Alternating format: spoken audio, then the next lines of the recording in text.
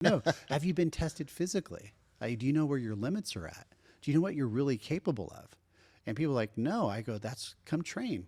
Come find what you really are capable of and see what you're able to do in your life, because that's what jiu-jitsu has brought to me. It's allowed me to finally establish a confidence level that's healthy, not arrogance or being like, oh, I'm the baddest dude here, but it's like a healthy confidence. And that was one thing that I really, when I started to understand that, that's why I put my son immediately into jiu-jitsu. He was like 3 when he saw on the mats. He was like, he's so young. I go, it doesn't matter.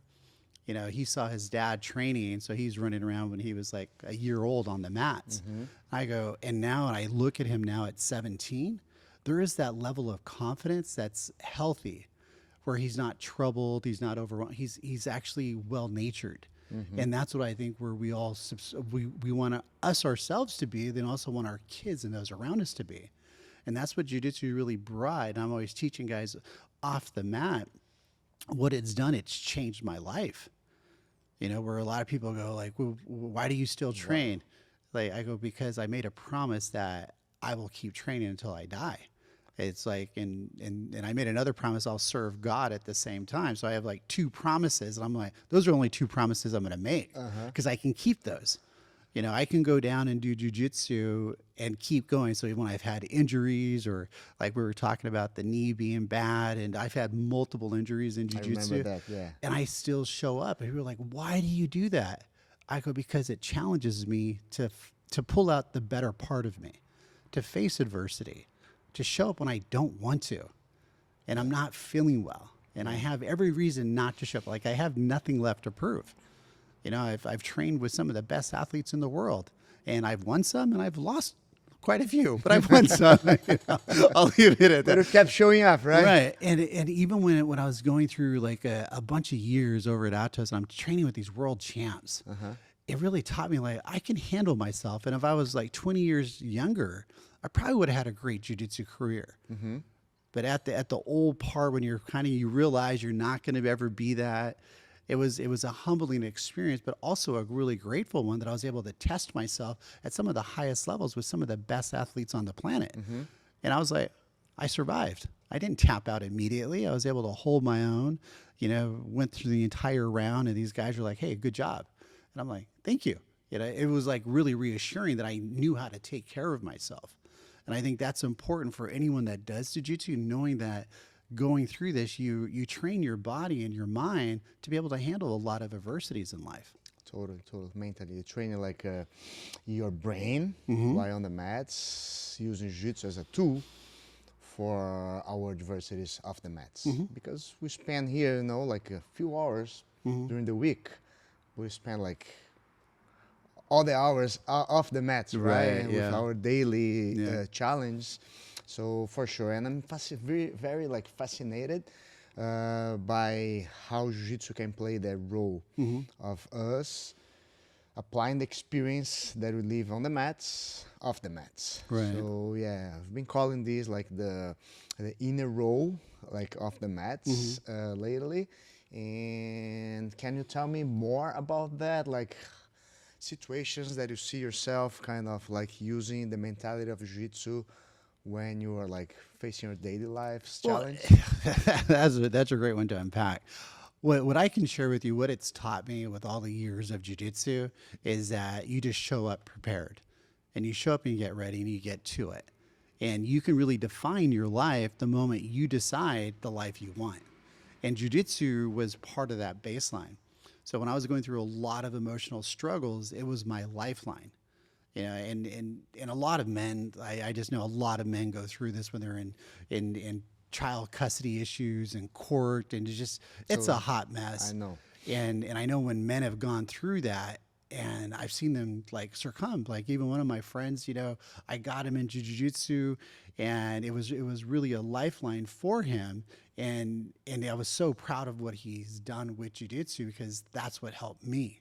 It really helped me go through those tough times where I could go be on the mat with a bunch of guys that I knew, and we're just training. And that's what really helped me get through life. Because when you face legal challenges, no matter what level they are, it's daunting, it's overwhelming. And I've talked to a lot of men that have just struggled, and wow, come train. You know, it always seems like when someone has a major problem in the life and I meet them out in the world and out there, I'm like, come train. Let's go do something. And you see that change, you know, because I have mats at the house. Sometimes when the schools are not open, you know, I have a garage where we can go train. I bring a lot of guys over the year, and you see how they just need to get it out. And I said, you know what? If you're pinned up so much right now, where else is this showing up in your life? And when you're out in the world, like out and like just doing business or whatever, it just makes you so much more calm. Because you realize, like, okay, when this guy is being a loudmouth, I'm not too worried about it. You know, I was like, okay, what is he really going to do? And it really brought a lot more serenity, a lot more calmness to how I show up to things. And most of all, it's again, I'll piggyback on what I said earlier. It brings a lot of inner confidence. Like you can't take a pill for it. You can't take a pre-workout drink for it. It's either you get it or you don't. And jiu-jitsu gives you that level of confidence that you're okay. Like you're going to be okay. It doesn't matter how bad it is. Just move and breathe, and you know, think about the next escape. Like, how do I get out of this situation? And it's really helped out. So now I host a networking group, and I bring in, you know, there's about like I think almost 520 people in this group, and I'm always teaching them about how to face adversities in life, find that plan, and go for it. And jiu-jitsu's like that. When you decide to do it, it's like you just do it. That's why, you know, it's like a lot of people I started off with that were all white belts. Only 2 people have ended up with their black belt. Oh yeah. And you know the journey, and everyone else has quit. Because it's a hard thing. It's like it's a not lifestyle. easy at all. And I say the same thing about business. It's like if you're out doing business and you keep quitting, I mean, do you ever really know how good you really are? So jiu-jitsu has really helped me stay the course, stay the line. Because every time I show up to train, it reminds me, okay, this is what I want to do. And it's okay if I don't win today, but I win by showing up and getting on the mat. And that's the way we show up in life. So now when I've faced like adversities, it went to the part where it was so bad that jiu-jitsu, I always say jiu-jitsu saved my life because it really did. It does, yeah. And then by that, it helped me get through, like I went to USD, got a legal degree, was able to go get a lot of stuff done because I had the tenacity to get through it. And I had the resources to do it just by training on the mats. That was probably the biggest thing that I think has helped me out. And then it's also cool when you're around other people who are like, oh, you do jiu-jitsu. Like, yeah. Oh, wow, you're really good. You see the change in dynamics when people are just lifting weights. And they're like, oh, I'm like, well, come train. Yes. They're like, oh, no, I don't want to get hurt. Yeah, totally. So it really kind of ups your game when you're out there. That's what I always tell kids, like, especially young kids, like, hey, go out and train. Just get it out of the way. And I tell parents to bring their kids to train. Yeah, that's so true, and I agree 100% with you. So, because I was actually talking about this yesterday night in the class. You know, you aim for something big, and like training jiu-jitsu, it's big. Like the commitment that I'm gonna train for the rest of my life. Oh, I'm gonna at least get my black belt. So it's like a high bar, right? And it's not about like accomplishing that, of course. Accomplishing that's like huge because you made a commitment, but it's the person that you become while you're pursuing that goal. Yeah. So when you look back and say like, man, I made it. But like the person that you became after you reach the summit, it's like, man, I'm a different person.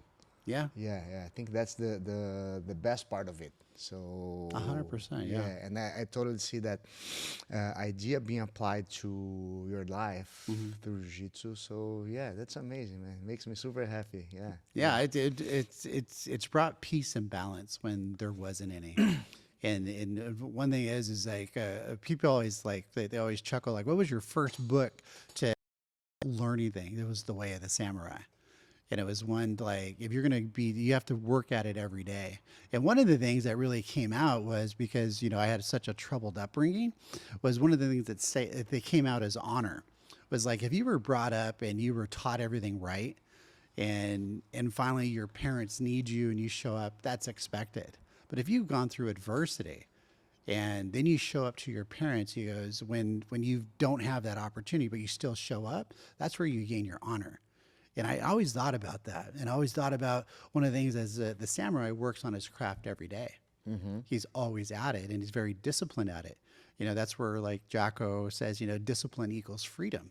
And a lot of people don't realize that's why I keep doing the jiu-jitsu, because it's the discipline of suiting up and showing up. And that really helped form my mind. I was like, hey, I just got to go practice today. Even if I'm able to get in one round and I'm able to get one arm bar, fantastic. If I'm able to get out of side control, fantastic. I win just by showing up. And that's what carried me through a lot of the thing. And then if you say you're going to do something, do it. Because it's yourself. That's why I tell a lot of men, keep your promises to yourself very minimal. That's why I only have 2 major promises to myself.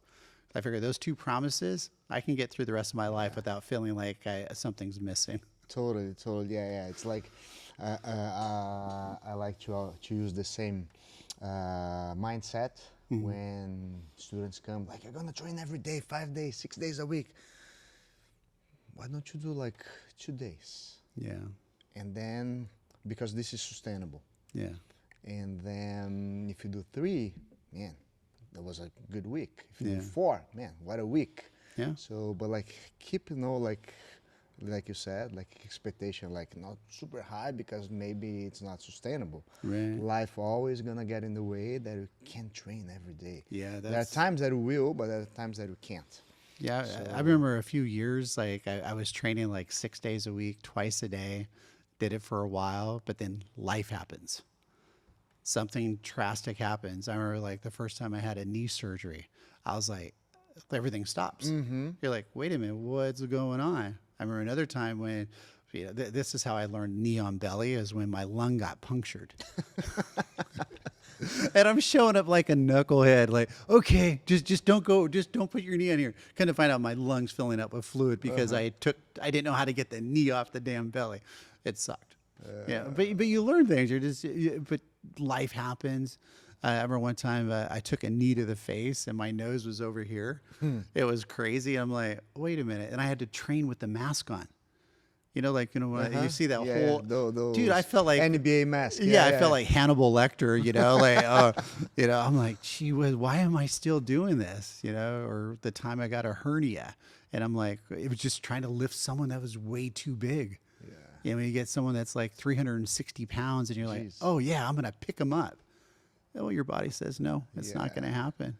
Yeah. So there's been all these little fun antidotes of just jiu-jitsu. I'm like, why am I doing this? And but you realize that it forms the mind, that the more adversity you have, and this is another thing I always say, you rise up to the level of training you have. So I'm always telling people, like, test yourself to see what you really can handle. Like, what is your break limit? And then now you know, okay, and I hit this limit, okay. No, most people never figure out that break limit. Yeah, so that's the importance of do some tournaments here and there to kind of reach that, you know, that level of intensity, and so you can, like, you know, test yourself. Yeah. That's what I'm telling my kiddo, like, hey, you have to go compete. She goes, why aren't you competing? I go, I've already had my time. It's your time now. I go, I have nothing left to prove on it. Like, nothing. The last time I competed in the Worlds was 2017, and I lost by an advantage. And I'm like, I'm okay with that. You know, like, I'm not chasing the medal. What I'm chasing is, like, can I show up tomorrow and train? Can I do something great for someone else tomorrow? Can I look after my family? Can I take care of them and make sure they're okay? Like, and so I think as jiu-jitsu, it's helped me prioritize like things so much differently. Where I'm like, I tell my daughter, I'm like, hey, I want you to compete. Like, go compete, and I'll be there for you. And she was like, really? I'm like, look. And so when she's competed before, she's done really well because she's looking at me. I'm like, no, you have your coach, but I'll just give you a thumbs up and down because you have to listen to one voice when you're on the mat. And I always tell the kids to go compete, and they're like, compete again. I go, I just don't think I want to go through that much stress and training to compete. Like, I'm just not interested.